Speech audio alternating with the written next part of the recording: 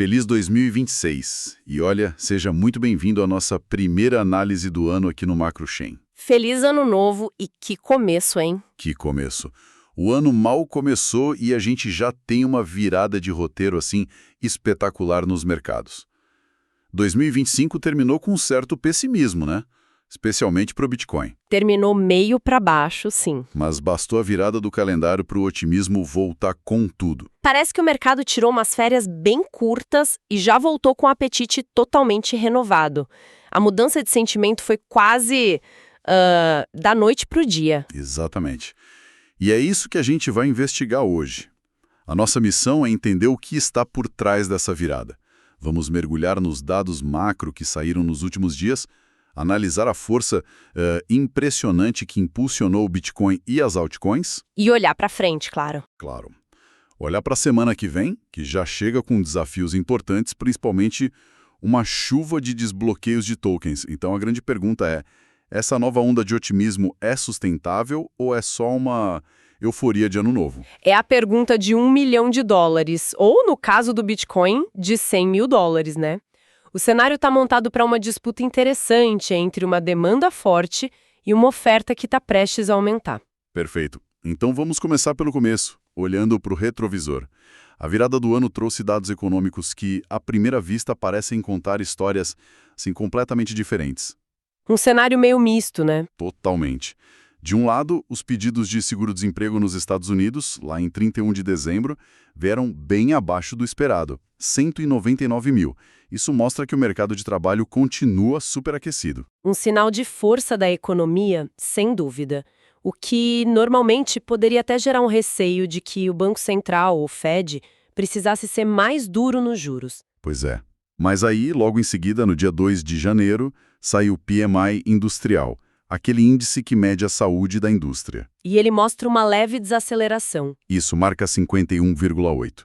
Então a gente tem empregos fortes, mas a indústria perdendo um pouco de fôlego. Parece que o mercado está sofrendo de um caso sério de, visão de túnel, não é? É uma boa imagem. Os investidores parecem estar olhando para uma única placa na estrada, a que aponta para a liquidez do Fed. É essa a leitura. É a leitura perfeita. Esses indicadores tradicionais, eles se tornaram ruído de fundo. O que realmente importou, o dado que definiu o humor do mercado, foi a atualização do balanço patrimonial do Fed também no dia 2. E o que ele mostrou? Ele subiu para 6,641 trilhões de dólares. Isso é, na prática, o Banco Central injetando mais dinheiro no sistema. Ponto. E isso se conecta diretamente com o que a gente vinha discutindo no final do ano passado, né? Falamos muito sobre o fim do aperto quantitativo, o famoso QT, que aconteceu em 1º de dezembro. Exato. Na prática, é como se o Banco Central, que estava com uma mangueira gigante, sugando o dinheiro do mercado, tirando liquidez, de repente não só desligasse a sucção, mas começasse a abrir a torneira de novo. Essa é a imagem. Exatamente essa imagem. O QT era o Fed enxugando a liquidez. O fim do QT e esse aumento no balanço significam que a maré de dinheiro está voltando a subir. E o mercado, que é, viciado em liquidez, sentiu isso na hora. E aí qualquer outro dado vira secundário. Vira secundário. Qualquer dado sobre emprego ou indústria se torna secundário quando a fonte de capital está jorrando de novo. Essa é a força motriz por trás de todo o otimismo que a gente está vendo. E essa onda de otimismo parece que atingiu o Bitcoin como um raio, porque ele vinha de um final de 2025 bem amargo, não é mesmo? Bem amargo. Enquanto o S&P 500 subiu mais de 16% no ano, o Bitcoin caiu. Isso, uma queda de 6,44%. Mas agora, tudo mudou.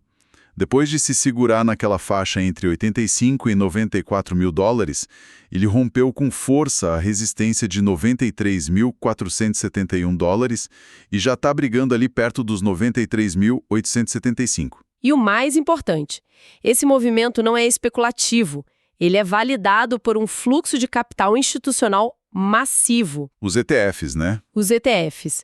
Na segunda-feira, os ETFs de Bitcoin à vista tiveram a maior entrada de dinheiro em um único dia desde outubro. Quase 700 milhões de dólares.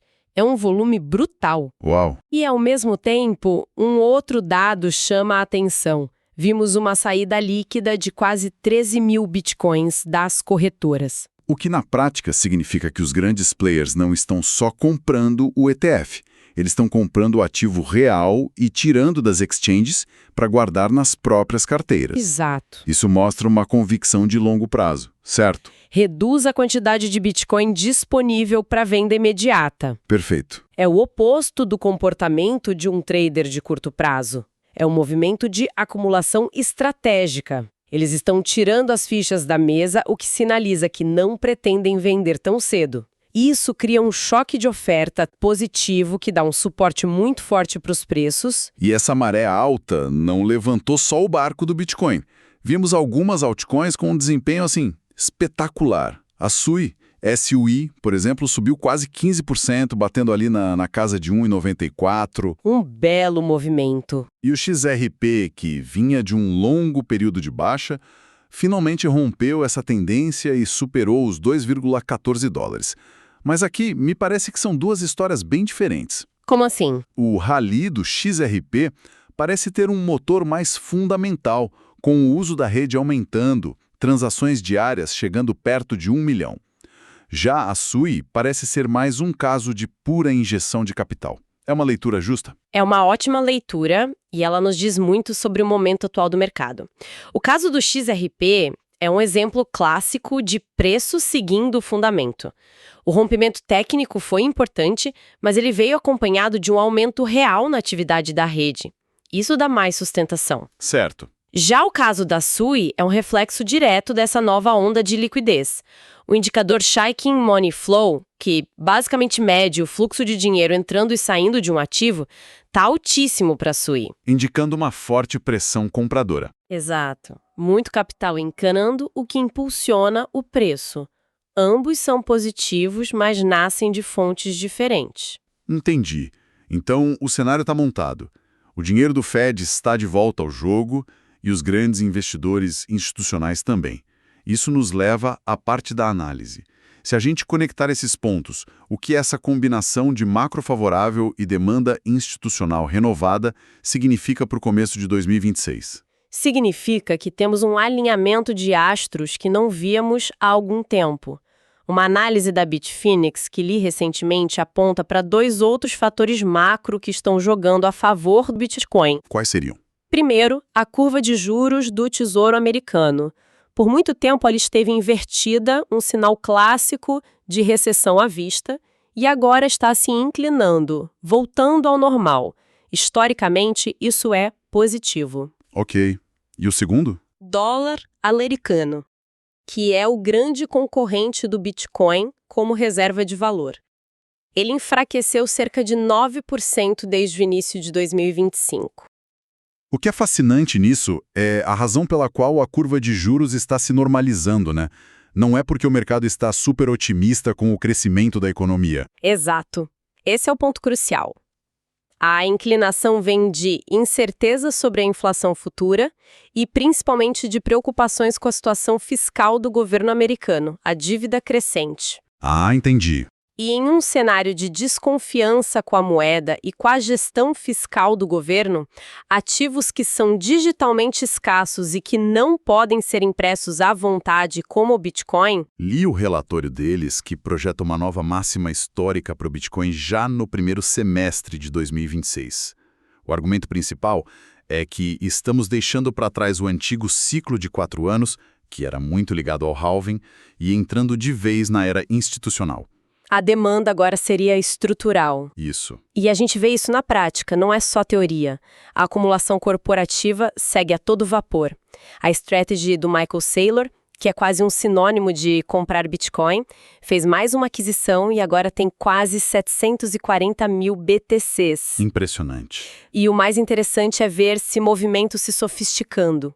A Bitmain, por exemplo, que é uma grande detentora de Ethereum, não está só acumulando passivamente. Eles anunciaram que estão expandindo suas operações de staking, colocando seus 4,14 milhões de ETH para trabalhar e gerar rendimento na própria rede. Isso é uma mudança de mentalidade importante. Deixa de ser apenas uma aposta na valorização para se tornar uma participação ativa na economia da rede. Sem dúvida. Agora, essa ideia de consolidação em torno dos grandes ativos me leva a outro ponto que a 21 Shares levantou para 2026. A gente está prestes a ver uma espécie de extinção em massa de projetos que não conseguem competir. Parece um cenário bem darwinista. É exatamente essa a palavra, darwinismo de mercado. E o epicentro dessa consolidação, segundo a 21 Shares, será o ecossistema de Layer 2 do Ethereum. As camadas de segunda solução. Isso. Pense em redes como Base, Arbitrum e Optimism. Hoje, elas já processam quase 90% de todas as transações que acontecem nessas camadas. A liquidez e os desenvolvedores estão se concentrando nelas. E o que acontece com as outras centenas de redes menores? Elas estão se tornando o que o relatório chama de correntes zumbis. Correntes zumbis. É um termo forte. É forte, mas a imagem é precisa. São redes que ainda existem, tecnicamente estão online, mas a atividade nelas despencou. O relatório fala em uma queda de 61% desde junho de 2025. E o que isso significa na prática para o investidor? Para um usuário ou investidor, uma corrente zumbi é um lugar perigoso. A liquidez evapora, o que significa que pode ser difícil ou impossível vender seus tokens, o suporte ao cliente desaparece, as transações podem começar a falhar, seus ativos ficam presos num ecossistema abandonado. Uau! Então, a tese é que enquanto o capital se consolida no topo, com Bitcoin e Ethereum, a base da pirâmide, especialmente nas L2, vai passar por uma peneira brutal onde só os mais fortes sobreviverão. É uma perspectiva e tanto para o ano. O capital inteligente não está apenas comprando cripto genericamente, ele está escolhendo os vencedores e abandonando o resto. Ok, então o cenário de médio e longo prazo parece ser de consolidação. Mas vamos trazer o foco para agora. O que pode trazer volatilidade já nesta semana e testar a força desse otimismo todo? No curtíssimo prazo, o foco muda completamente da demanda para a oferta. E o nome do jogo é desbloqueio de tokens. Ah, os unlocks. Como vimos em outras ocasiões, esses eventos programados de liberação de tokens podem injetar uma enorme quantidade de nova oferta no mercado, criando uma pressão vendedora. E a agenda desta semana está cheia. É uma verdadeira chuva de tokens vindo por aí. Exatamente. O primeiro grande evento é já no dia 6 de janeiro. O token Hype da plataforma Hyperliquid terá um desbloqueio bem expressivo, de 329 milhões de dólares. É muito capital. É muita coisa. Depois, a coisa fica ainda maior. No dia 10, a Linea, uma Layer 2, vai liberar uma quantidade massiva de tokens, 1,02 bilhão de unidades. 1 bilhão de tokens. Só o número já assusta. Sim, a magnitude é o que importa aqui. E no mesmo dia 10, temos o caso da Shell, que é diferente. O valor em dólar não é tão grande, mas o impacto percentual é altíssimo. Em que sentido? Eles vão liberar o equivalente a 36,6% de todo o seu fornecimento em circulação, de uma só vez. E, para fechar a semana, no dia 12, a Aptos, APTO, desbloqueia mais 21,7 milhões de dólares. Com certeza, a atenção do mercado vai se voltar para a linha e hype pelos valores absolutos, né? Desbloqueios dessa magnitude podem realmente testar o apetite dos compradores. É o primeiro grande teste para essa nova onda de demanda institucional. É o teste de fogo. Exato. Será que a demanda que vimos retornar é forte o suficiente para absorver essa nova oferta sem que os preços desabem? É o que vamos descobrir. É o principal ponto de cautela para a semana. Com essa agenda de unlocks em mente e olhando para os gráficos, quais são as zonas de preço que devemos ficar de olho? Quais são os próximos passos? Para Bitcoin, a grande batalha agora é pela marca psicológica dos 95 mil dólares. Se conseguir romper e se sustentar acima desse nível, o caminho fica mais livre para buscar a região dos 101 mil dólares. E para baixo, o suporte. Do lado do suporte, o nível que antes era resistência, em 93.471, agora se torna a primeira linha de defesa. Se perder ali, o próximo ponto importante é em 91.511. Certo.